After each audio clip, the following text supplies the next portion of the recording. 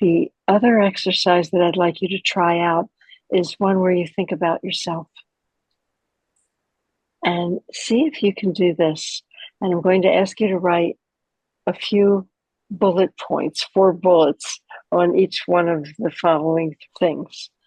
So see if you can come up with 4 words or phrases that would have described you before your person was diagnosed. Who you were then. And you can probably hear what's coming next. So for the second question or instruction, it's would you please now write down 4 things that you feel describe you now that you're fully immersed in being a caregiver, to whatever degree that's true for you.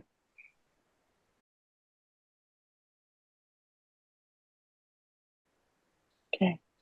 So now I'd like you to write down 3 words or phrases that you hope will describe you in the future, informed by this experience.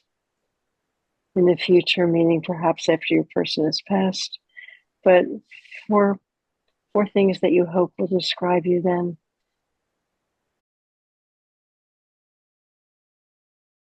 Let me just explain to you one of the reasons I really like this practice, and it stands out to me. There was a caregiver that I had been seeing for a long time because her husband was going through a very long-term, difficult illness over many years. And then he died, and he died with her around in good support. And she was a caregiver that, from my perspective, I would say she had lots of resources. She had a pretty stable family that was helpful to each other, supportive of each other. She had financial resources. She had had a wonderful career. Her husband had a wonderful career. They both felt good about that.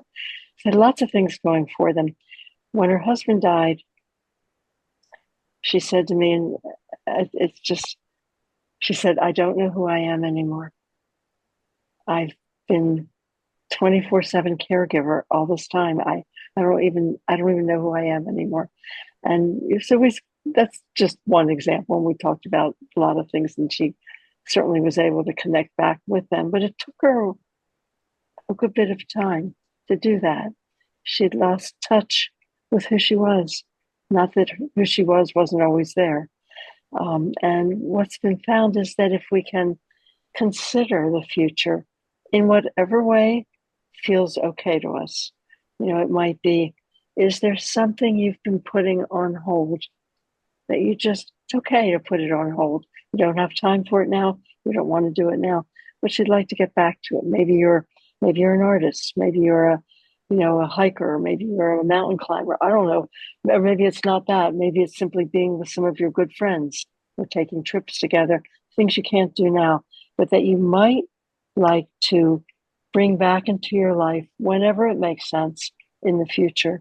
It can be surprisingly a helpful thing to recognize a little bit now, not to make yourself sad, but just to remember that there is your life in the future, your adapted life, and that's something to just see the reality of now in order to help live now as fully as you're already living it and still know that you can come out whole.